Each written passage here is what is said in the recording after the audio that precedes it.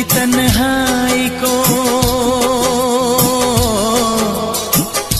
दिल की तन्हाई को आवाज बना लेते हैं।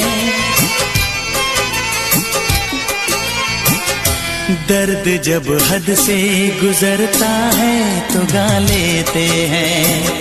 दर्द जब हद से गुजरता